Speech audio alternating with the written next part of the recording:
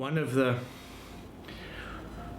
the reasons why it's kind of a good thing or a necessary thing to look at Janus on this day is that it's quite a significant astrological event that Pluto has moved into Aquarius now, and it'll be there until about June, and then it'll regress back into Capricorn for a little bit, and then it will go back into Aquarius for about 10-12 years after that. And Pluto is the planet of transformation. It's the planet of revolution, deep transformation. So Pluto in Capricorn, where it's been since about 2008, is all about revolutionizing, changing, transforming the heavy structures of Capricorn, of government, of the system. And so, since 2008, which, literally started with the recession of 2008, that takes us through, all the stuff that's happened, since then. And now we're at this new beginning. Or the start at the doorway of this new beginning. And Janus is the Roman god of doorways, of new beginnings, of transitions. So Janus, being worked with today is a really good time for us to spend a little bit of time reflecting on what it is that we want to create now for this next phase. And it's kind of a phase that's going to go for the next, 12 or so years. So, in terms of time, certainly that's what this is about. But in terms of the energy going into Aquarius, this is probably the last of the, let's say, astrological signs or indications of the age of Aquarius dawning. And it started in about, as people started talking about, the age of Aquarius dawning around 2000 with a new millennium, and then in 2012 with the end of the Mayan calendar and a few other things. Then a few years ago as well, there were some astrological lineups. I think it was in December 2020 or 21, I think actually it was 21. Especially, the 21st of the 12th, 2021, so there was also the number symbolism there. But it's my belief that this is kind of the big one, because this is where Pluto, which, takes several hundred years to go around the zodiac, this is where Pluto enters Aquarius. And Aquarius, of course, being that sign of openness, free thinking, intelligence, thinking about things in new ways. So we are standing on this threshold of a new awakening, standing on the threshold of new possibilities, certainly on a collective level, definitely on an individual level, but even more powerfully on a collective level. And as I've mentioned before, this moving of Pluto into Aquarius is more likely than not a good thing, but of course it can always be flipped by the dark forces or whatever you want to call them, because of course Aquarius is the sign of information technology, of computers and so forth. So that potential for abuse by AI or at the hands of artificial intelligence is also very strong. But I think, Aquarius being a human sign, Aquarius is the water bearer. We have very strong potential for this to be a new sort of humanistic age, but it also has the potential to be one where ideologies rule above human principles or humanistic principles. So I think that's, I don't think, the way things are looking now in the world at the moment, there's obviously potential for abuse, but I think it's all very much about what we choose. And that is what I'm going to focus on in the session. I'll talk a little bit about Janus, who is also an equivalent of the Hindu god Ganesha. Of course, that is the elephant-headed god who is the remover of obstacles. He's also the god of doorways, like Janus. Kind of, let's say, astronomically, or in terms of astronomy, or in terms of the movement of the seasons in the northern hemisphere, the beginning of the year is really March, because that's when we have the spring equinox on the 21st of March, more or less. And that's also when the zodiac, the astrological zodiac starts. So originally, or long ago, that was the beginning of the year, but the new year has been moved to, or was moved to January in Roman times, early Roman times. And of course, our word January comes from the word Janus, the god of new beginnings. So there was that move to take the beginning of the year towards the winter solstice, which of course is also where Christmas is. And that time, between the 25th of December and the 1st of January is also kind of a liminal period, or traditionally has been a liminal period, where the lunar calendar, which lasts 255 days more or less, is given a bit of space to reconcile with the solar calendar of 365 days. So that liminal period, that in-between phase, is of course also what Janus rules. And the most common iconography or imagery of Janus is of him being bifrontal, which means having two faces, one face looking forward and one face looking backwards. So there are many statues and representations of him standing sort of in a doorway with one head looking into the past and one head looking into the future. And for me, it's a very beautiful way of expressing not only the past-present duality, but also the duality of the left and the right side of the brain, the reproductive way of thinking, as well as the productive, creative way of thinking. The left side of the brain is about facts and about logic, and the right side of the brain is about the intuition and the poetic aspect, the mythological aspect.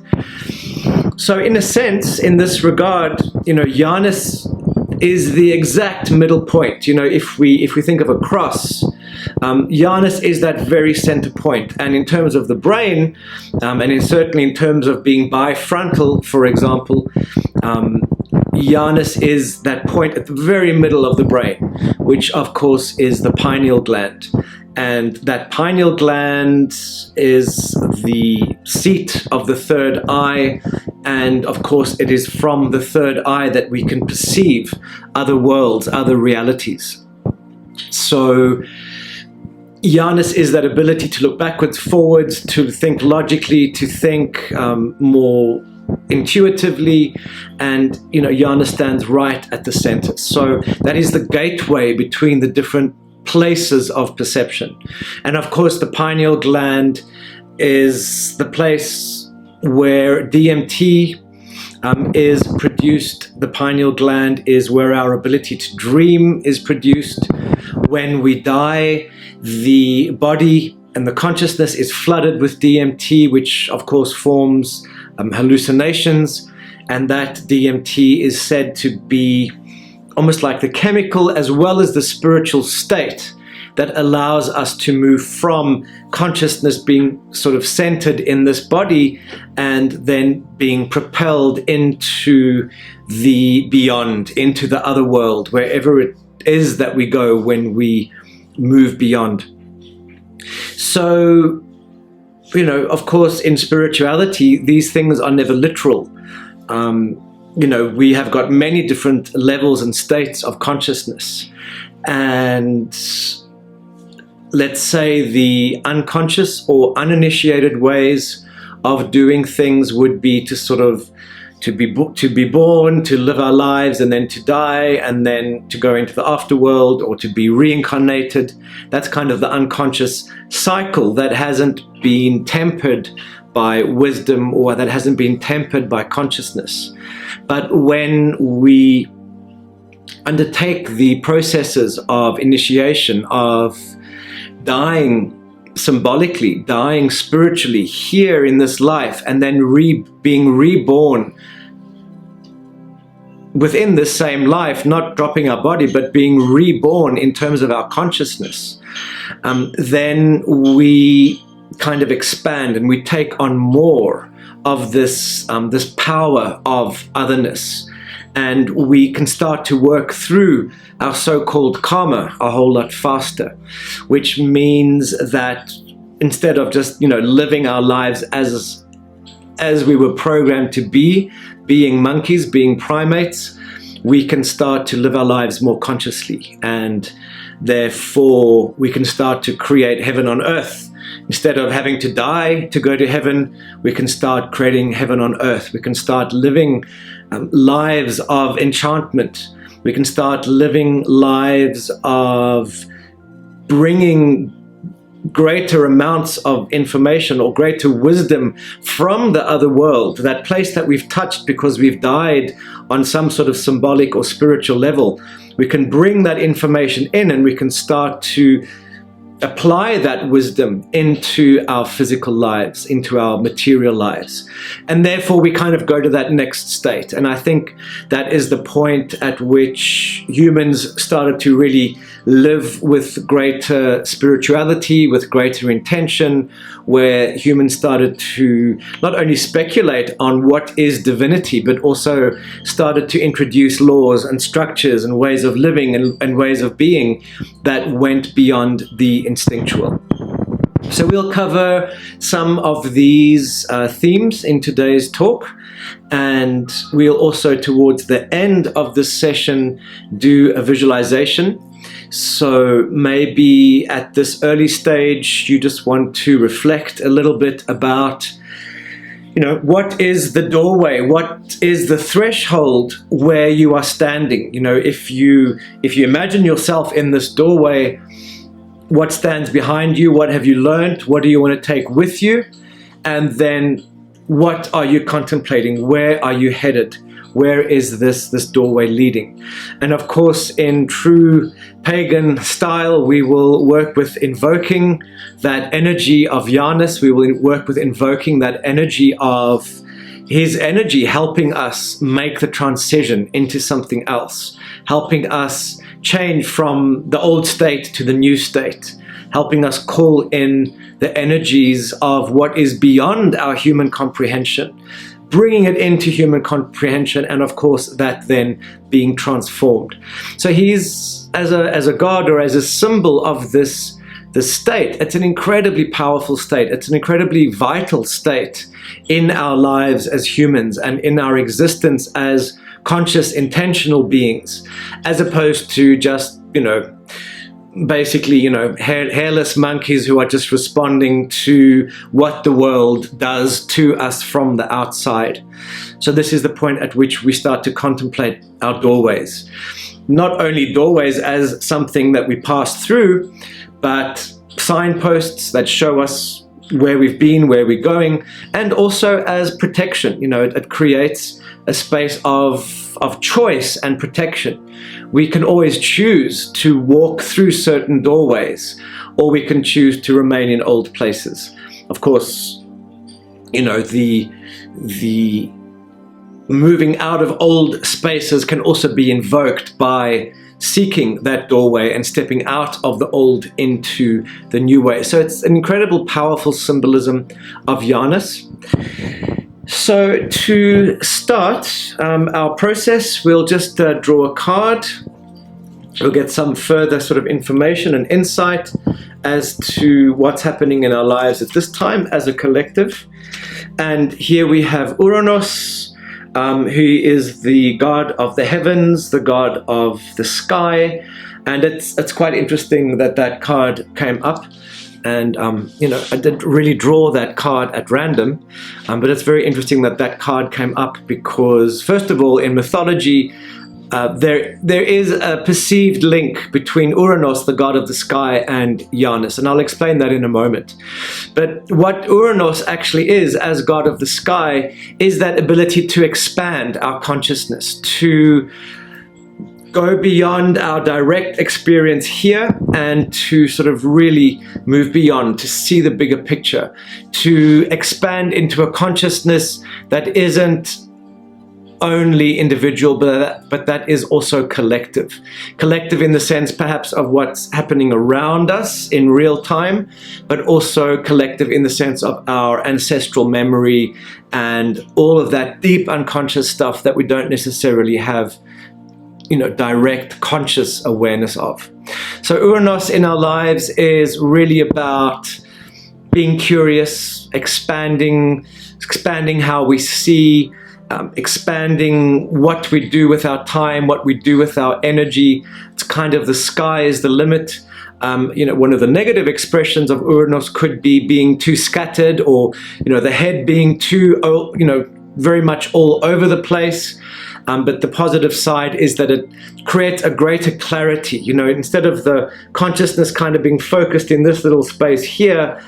And I always talk about this in the lectures. When we expand our consciousness, we go from seeing from this point here, we expand outwards, and from this expanded state, we can look back in and we can see the smaller self. We can perceive ourselves better. We can understand why we act in certain ways, because we can see a bigger context. So that greater expansion, that greater objectivity is always a wonderful aspect of ourselves to develop, and it's always a wonderful thing to create in our lives, to create space. It's not only creating mental space, it's also just literally creating space. If people and situations and stress are too in our face, we literally can't see out, because we've got all of this clutter in our lives, all of this stuff that's preventing us from seeing the bigger picture. So Uranus kind of creates a spaciousness, not only internally, but also in our lives. It makes it possible for sort of the clutter and the dross to be moved aside a little bit, so that we can see better, but that we've also got the space to move better, that that we can sort of, instead of being hunched up and sort of crowded, we can sort of open our awareness, so that there is so much more for us to see and appreciate. So the reason why I said it's kind of interesting that Uranus came up randomly as the card is because in very early times, or some people speculate, that Janus was originally some sort of sky god, and that he was linked to the goddess Juno of the Romans, who is Hera for the Greeks. And Hera, of course, is the wife of Zeus, Jupiter.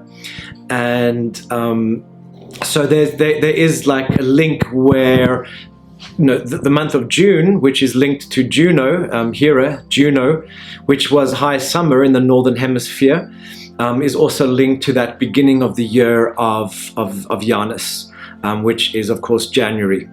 So that relates to the the beginning of the seasons, the end of winter, and then reaching the high season of June, where summer is at its peak, from the winter solstice to the summer solstice.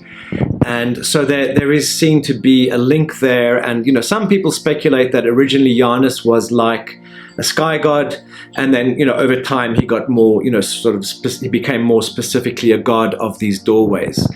But the sky god, of course, is kind of an abstract principle, but if you think of the principle of the sky, when we kind of humanize it and personalize it and bring it down to a more human level, it does become that doorway aspect, that aspect of opening up into something new, a threshold, let's say, from a limited safe space into the broader world.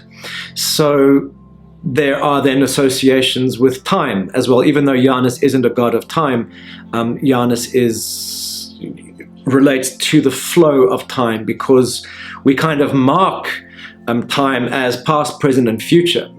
Past is an illusion. The present moment, standing on the threshold of the doorway, is that present moment of now, and then the future in itself is also kind of an illusion. It's something that we can create or receive inspiration about in terms of vision, but it's also an illusion, but a very powerful illusion, because we live our lives by these two illusions of past and of future. And again, that's our symbolism of Janus, Bifron's bifrontal Janus, who looks to the past and the future. So it's by understanding our past and by having acquired skills in the past, when we receive vision and illumination, inspiration in the present moment, which of course takes us back to our pineal gland, our third eye. When we receive that inspiration, we can then use the tools from the past, and we can then project ourselves into the future. Take those tools, maybe change the way we've used them in the past, and repurpose them according to the new vision that has been created for the future.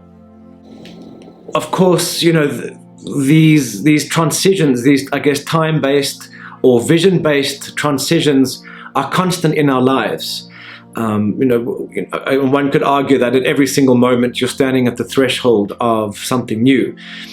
But there, of course, are certain times that are more powerful, or more sort of aligned in terms of the seasons or in terms of the heavens, the solstices or other astrological configurations. Certain times are very powerful, like what's happening now in March 2023, where kind of really standing on the threshold of this age of Aquarius, of Pluto moving into Aquarius, of revolutions in the way that we think and that we see things.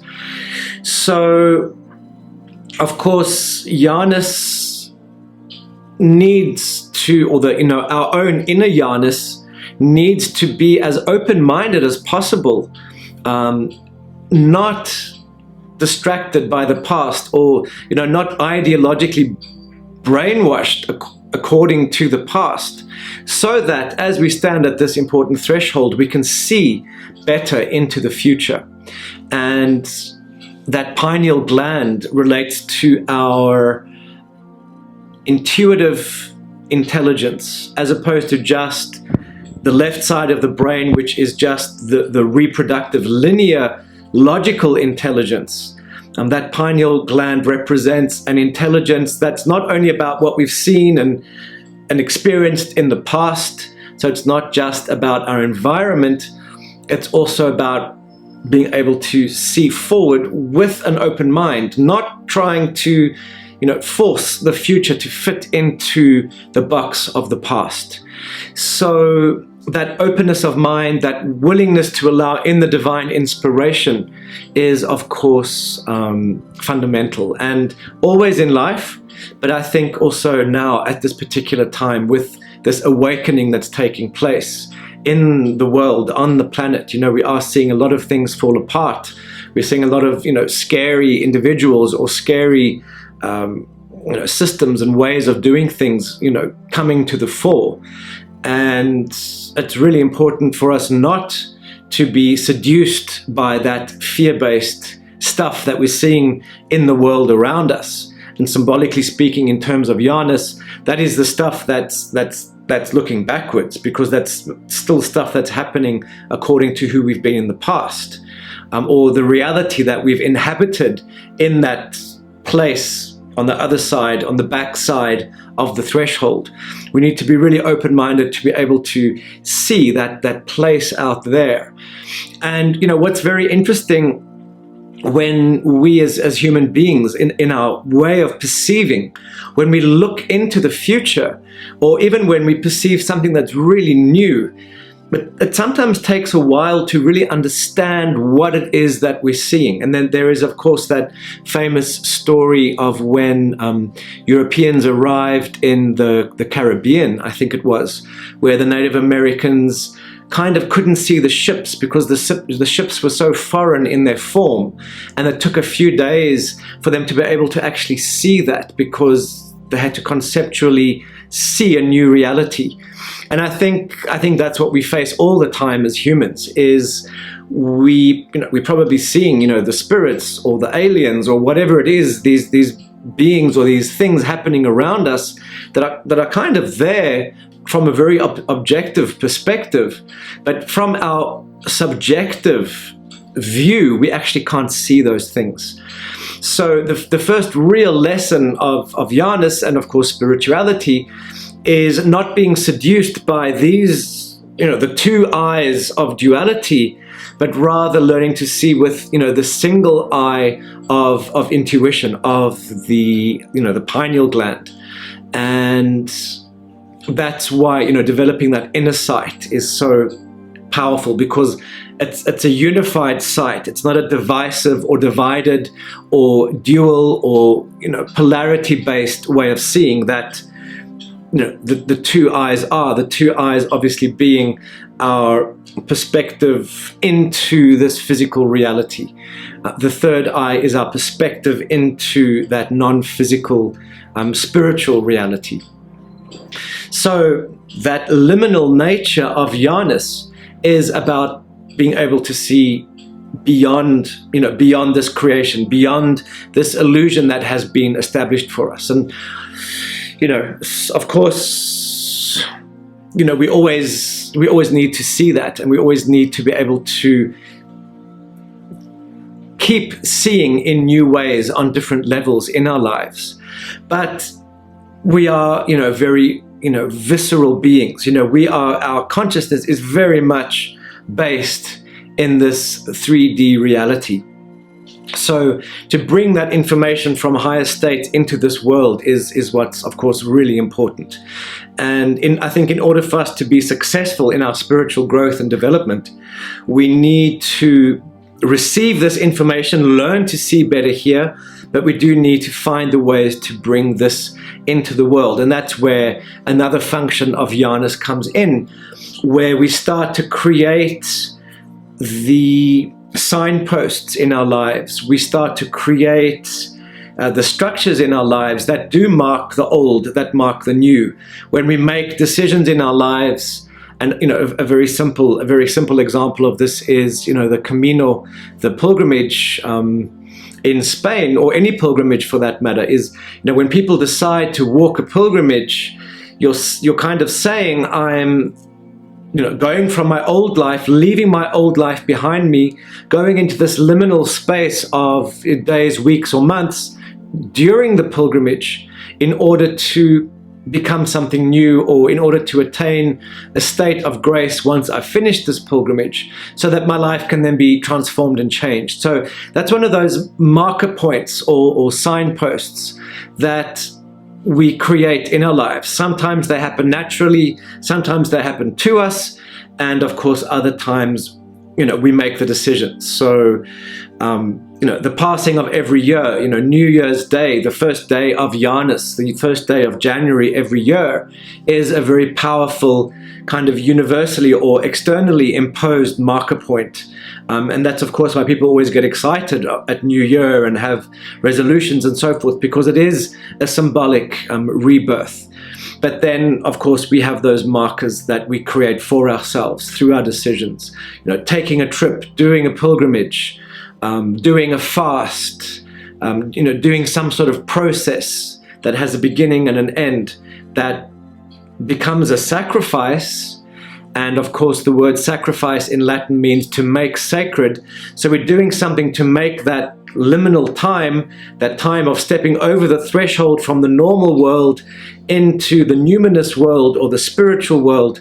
We kind of make that sacrifice. We make that time sacred by giving up all the tasks that we have to do for survival, or giving up, making money for a few days or weeks, or whatever that so-called sacrifice is.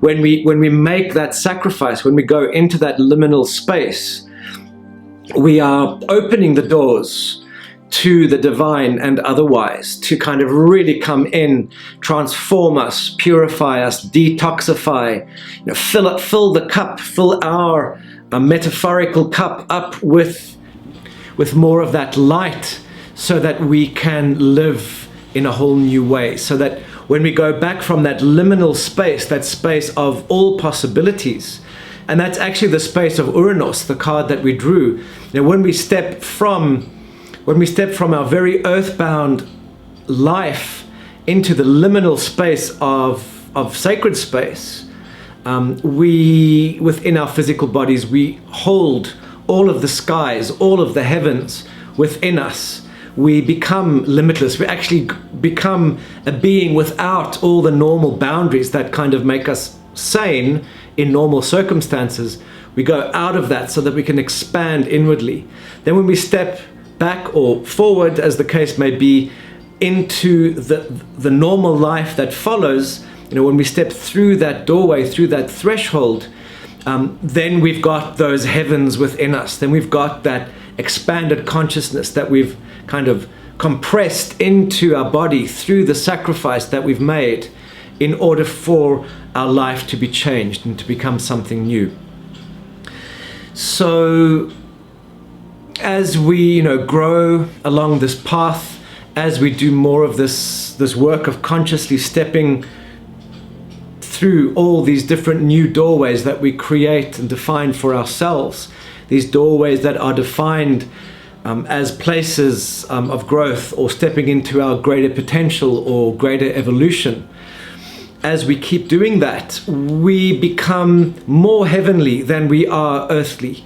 We bring in those energies of magic and of mystery and of miracles. We bring those into our limited space and our limited being.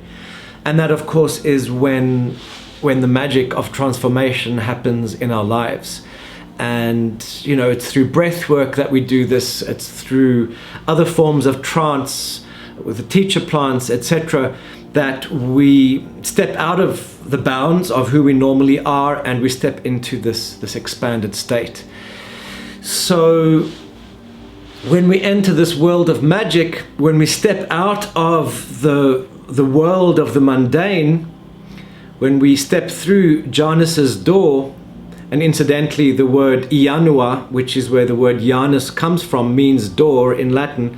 When we step through that door into the enchanted world, we can start to create the heaven on earth, or we can start to live more of God's plan or the plan of the divine in our world, because we're no longer following the rules of the mundane world. We're entering a place not only where the divine is kind of inspiring us and perhaps more consciously with us, but where we then start to cultivate that magical space. And that cultivation is created through enchantment. And of course, the word enchantment literally means chanting. Through chanting, we create this place, this musical place, this place of enchantment, in order to see and experience our world in an enchanted way. Where we're not speaking in prose, we're not speaking everyday language, metaphorically speaking, but we are singing and chanting and speaking poetically. So the world becomes a poetic place. And of course, when we start to put that layer of consciousness and awareness into our lives do become enchanted and charmed and magical, because the symbolic structure or order of music comes into our lives. Again, it's not kind of the day-to-day mundane ways of talking and living. It becomes a poetic, musical way of living. And probably, one of the big problems in modern life is that we have become disenchanted. We have lost the enchantment, and we have lost the ability to think magically as children do, and children do think in magical and enchanted ways still. But the way society has gone, the structures that have been created are very much about creating disenchantment, focusing on so-called practicality. And practicality is just about nuts and bolts. In our lives, yes, we need nuts and bolts, but we don't need nuts and bolts in order to create a pile of nuts and bolts. We have nuts and bolts to create, beautiful clocks, or, beautiful machines that can create music, or, whatever else we're, speaking about symbolically. So it's not about the nuts and the bolts and the pieces themselves. It's about the music that is created. And those are two very different ways of thinking. And of course, they relate to the left-hand side of the brain and the right side of the brain. The reproductive logical, as opposed to the sort of mystical, poetical, intuitive way of thinking of the right side of the brain. And it's only it's only like a little shift in consciousness. It's not like this big thing that needs to happen in order to shift. Of course, breath work, and I'm sure all of you who have experienced breath work can actually see that transition. You know, the first 10 to 15 minutes of a breathwork session are still the old way of thinking, the left brain way of thinking, fighting with letting go into the right brain way of thinking, into that other mode of consciousness. So, you know, when we get stuck on what's happening in the body, or we get stuck on shopping lists, and we can't let go into that other place. But, you know, as you keep working with breathwork as one simple example, eventually, very gently and softly, a transition takes place, and you're just suddenly in another place.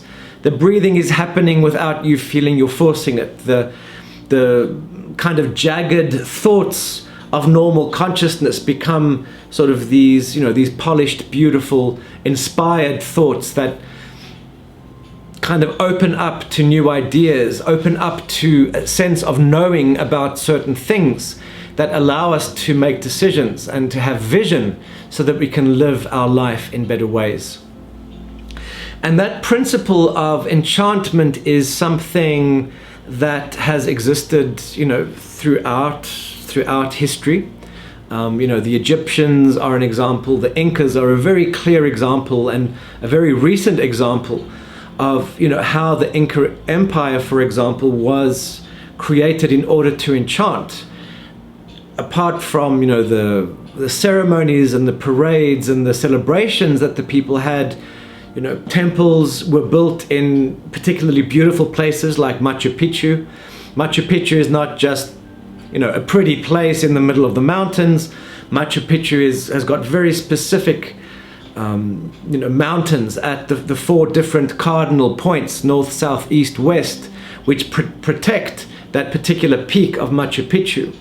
And then apart from those cardinal mountains, you've got a ring of mountains all the way around, which create a next level of protection.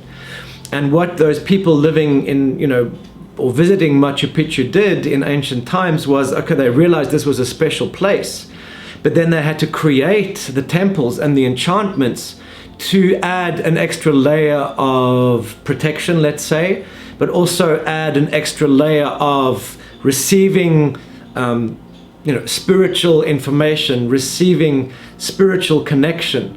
So those mountains, which one could say, you know, if you're thinking in a disenchanted way, okay, it's just coincidence that those four mountains were there at those cardinal points. And even if it was just coincidence, which I don't believe, but even if it was, those people would then have understood that they have to enchant those mountains. They have to call and invoke those mountains to get on board with those visions that these people have for Machu Picchu, as an example.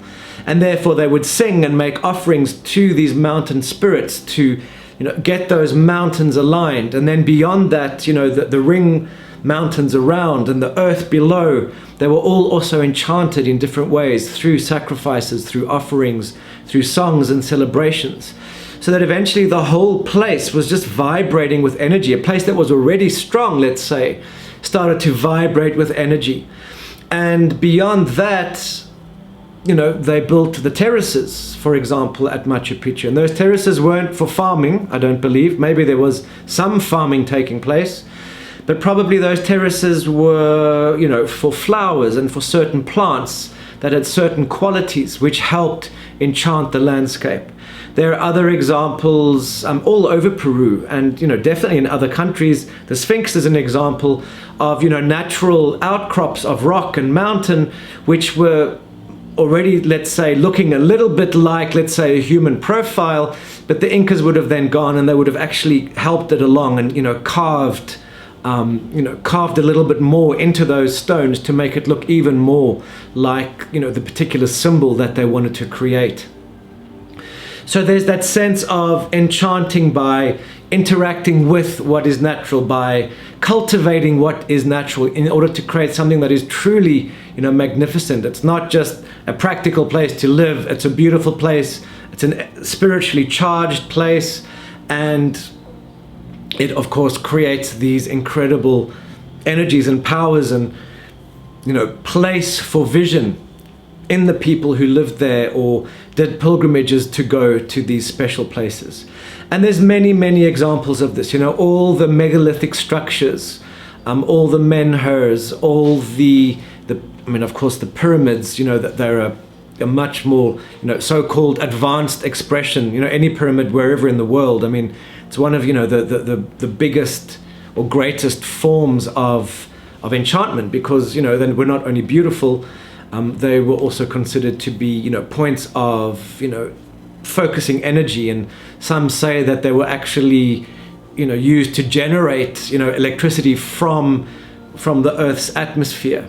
So, you know, there are many different levels to this, and actually quite mind-blowing and magnificent and beautiful if we think of those possibilities.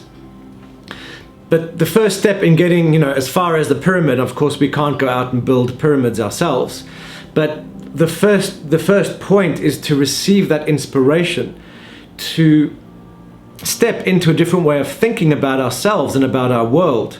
And then, having had that vision, to start to enchant our world with that vision, to start to live poetically, to start to make decisions in different ways so that our lives can become more enchanted. And, you know, even disenchantment in the modern world is an enchantment, because, you know, things like television, you know, dystopian movies and books and TV series, etc. I mean, they are creating a spell of disenchantment. And of course, when we're disenchanted, we're weak, we become depressed, our health suffers, we've got nothing to live for, life has no meaning, even though that's still an enchantment, because I think our natural state is to, you know, have the hope, the inspiration, the connection to the divine. So that spell of disenchantment has to really go against our nature in order to take hold. And of course, it has to be a barrage of, you know, the so-called news, you know, the so-called stuff of what's happening in this terrible world of ours, to keep us, you know, believing that spell of this is such a terrible place to be. But of course, you know, when we look at the world in different ways, when we actively work to enchant the world, we change the place the world has become in the last few hundred years. So of course, now more than ever, with this age of Aquarius dawning, we have the opportunity to return to the enchantment. And part of that is the vision, the inner vision, and the other part is to actually, first of all, to find the door of Janus, the threshold, to find the door within ourselves, and then to step through that door into that realm of magic, or that heaven on earth. So I find that all very inspiring and very exciting, that we are at this place.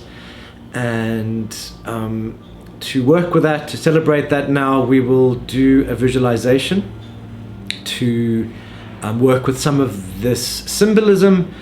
And again, you know, as we're about to start, you might just want to think about where you find yourself on the threshold of your life. And of course, you know, there'll be many thresholds to come. You know, maybe you're still at the threshold of going from an old, you know, toxic state. It could be physical, mental, emotional toxic state, stepping into a less toxic state. It could be, you know, stepping from a place of non-healing into greater healing. Could be stepping from a place of having done all of that work, but just being ready for something new, be ready for this bigger awakening to take place, and for all the old parameters of the world to change, or of your world to change. And, you know, no one is better than another. The doorways are there to be supports for us. They are ways for us to mark our progress. They are, you know, they create safety in our times of transition. So, you know, we'll have a little bit of time to think about that and reflect on that during the visualization, but then we'll also call on the power of our intuition, the power of visualization, to go into that space. Get yourself into a comfortable position. Make sure you're well supported. Probably better to sit. Make sure you're warm, comfortable. And so now we're just going to close our eyes, and we're going to do 44 breaths for this process. So we'll start with 7 long, deep breaths through the nose or mouth.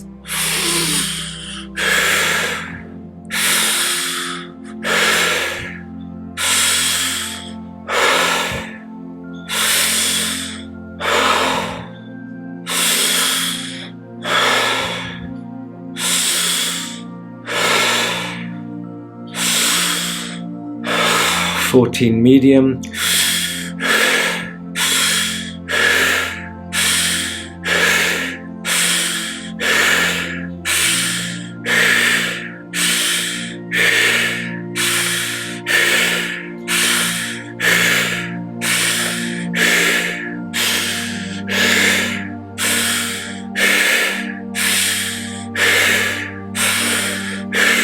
21 fast.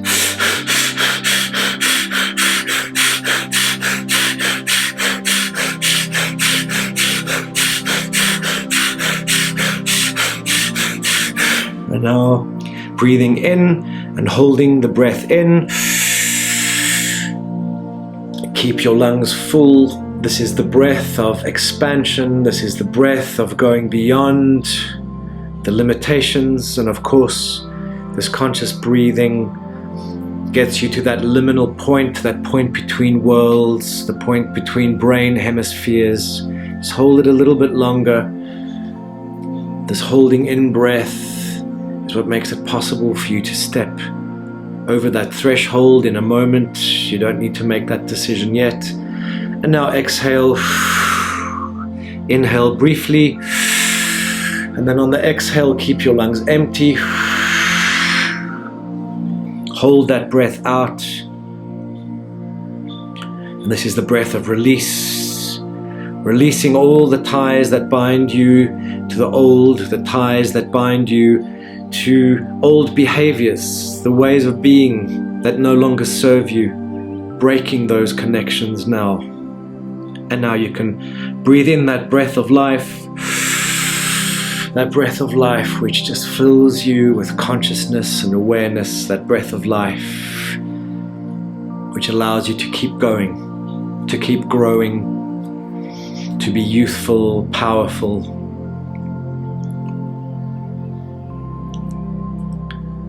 And in a moment, I'm going to count from 1 to 5, and on 5, you're just going to find yourself outside a doorway. That doorway of Janus. You don't need to know what that looks like or what that means yet, but you'll just be standing on this side of the doorway. 1, 2, coming back closer to this deep inner space. 3, connecting more. 4, the image grows sharper. 5, see yourself now standing in front of a great doorway. On the other side of the doorway is misty. You can't see anything beyond. Just see this very solid doorway. There might be a door in the doorway, or it might just be an empty gap with this mist on the other side. But as you stand facing the doorway, just briefly turn around and look back at where you've been, and maybe there are a few familiar things from your life that you see there.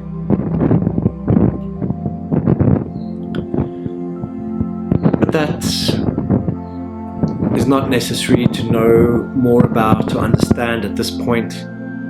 Your focus is now on the doorway that is in front of you, so turn to face it once more. Maybe something's changed in the meantime. You just notice that you are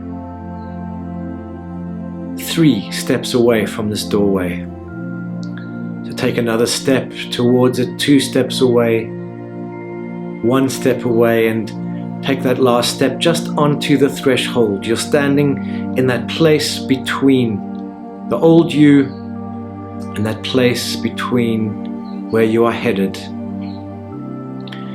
That place beyond into the future is still misty, unformed, But out of that mist appears a figure. You very soon realize that it's Janus or Ganesha, the god of removing obstacles, the god of going into the unknown, the god of transitions. And you also very soon become aware of the fact that your soul is standing next to you, to your side, maybe a little bit behind you. Your soul has got your back. So you feel a gentle yet powerful holding force that comes from your soul that helps keep you safe, keeps you strong and present. And then in front of you in the mists, you see that figure of Janus, perhaps with two faces pointing in different directions.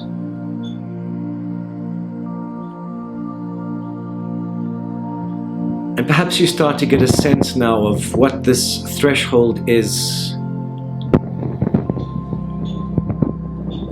Maybe you get a sense of that world that you want to step out of. It could be a relationship, it could be a work, job, project. It might just be a way of doing things or a way of thinking or certain emotions. But they are what's behind you. The threshold is kind of a free space, a space of choice and decision.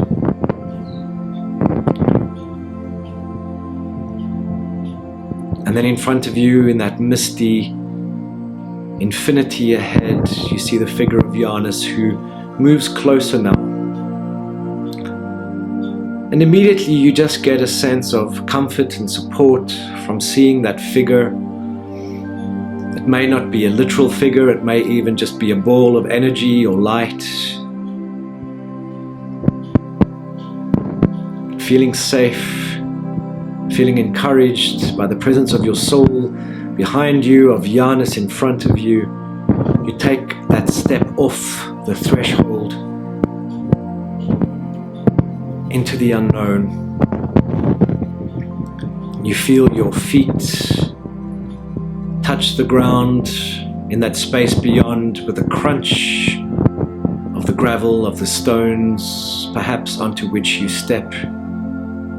And as you step onto that path ahead, the mist starts to subside. And ahead of you, you see an enchanted landscape. And this landscape represents where you're going, or who you can become, or what your life can be. So you step into this new space, and maybe this is very specific to a question that you have, or some hesitation you may have in your life as to moving forward, or not knowing where you're going. But somehow this enchanted landscape that you step into makes sense to you. And that might be in terms of what you see, plants or animals, maybe structures, buildings, cities. It might be a completely natural environment, it might be a city, or it might even be the interior of a place that holds significance for you. But in this place you feel very safe. And Janus encourages you to walk with him forward, with protection, with your soul behind you, to walk forward into new ways.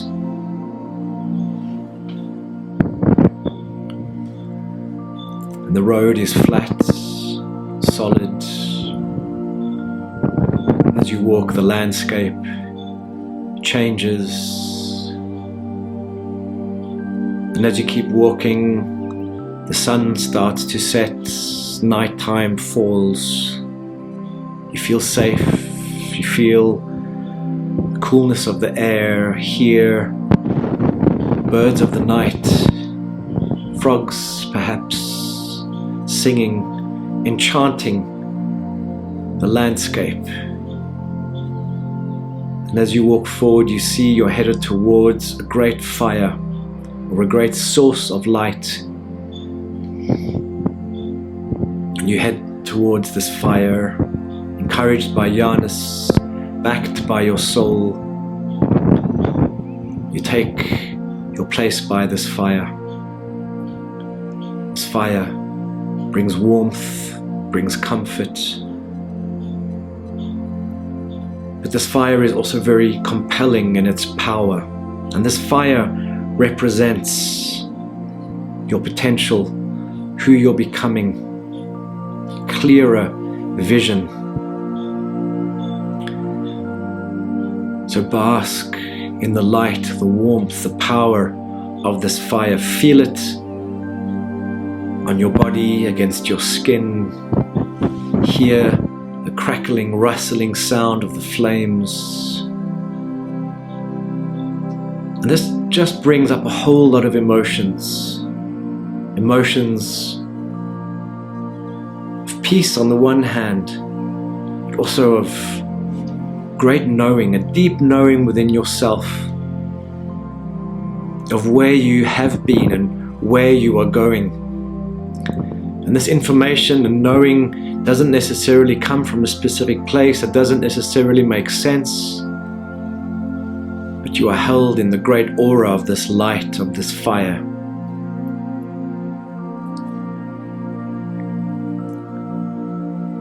You are purified in the light of this fire.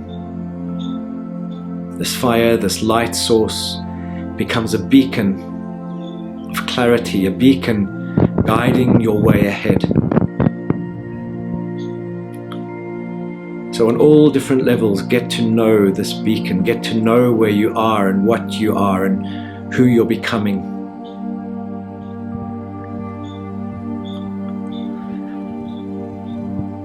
And for now, you've been focused on the flames, on the light. But look now at Janus and see him in a different light. Perhaps there's been a change in his appearance, or perhaps you feel his power more. But he says that this fire is also the removal of fears, the removal of obstacles. It represents the removal of bad luck or limitation or resistance. So with the blessing of Janus now, you feel how those obstacles are being removed in your life. Might be inwardly, inner states, or it might be things out there in the world, or situations with people, situations with resources that have blocked, that have gotten in the way, and they are now being removed by the power of Janus, by the power of this fire. To just feel how the obstacles are being burned away, transmuted, sublimated by the light, this divine light which flows through this fire, through this glow.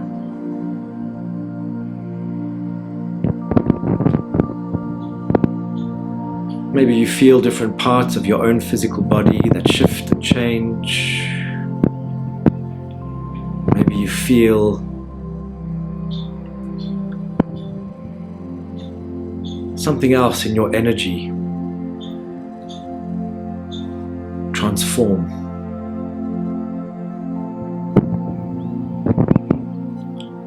Let it happen, let it be. And now the fire naturally burns down, and that burning down just represents the obstacle that's removed. The obstacle which was the fuel of the fire has been exhausted. And as that fire burns down, the light of sunrise appears,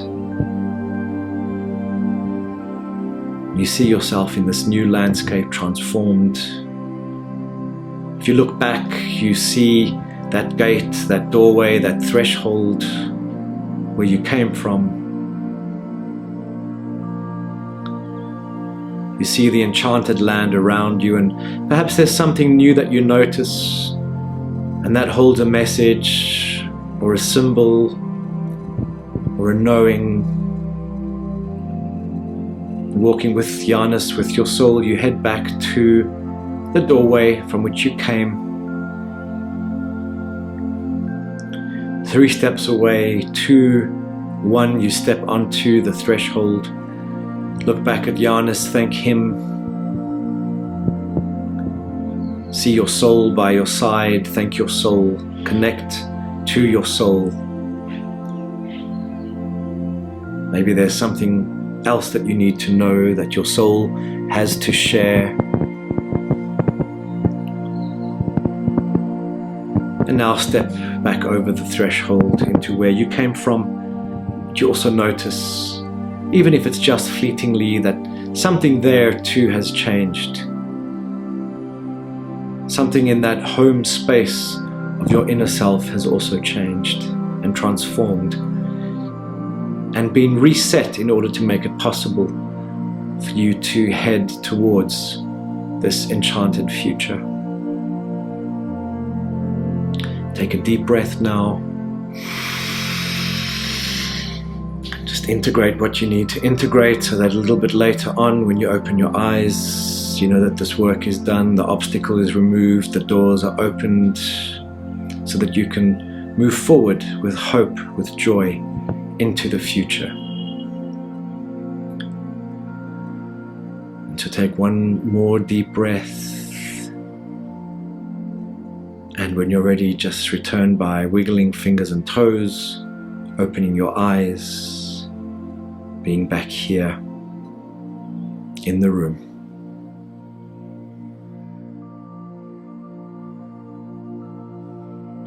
Well, thank you everyone. Lovely to see you again. Lovely to be in contact. Sending lots of love to everyone. Have a wonderful day further, and please do stay in touch.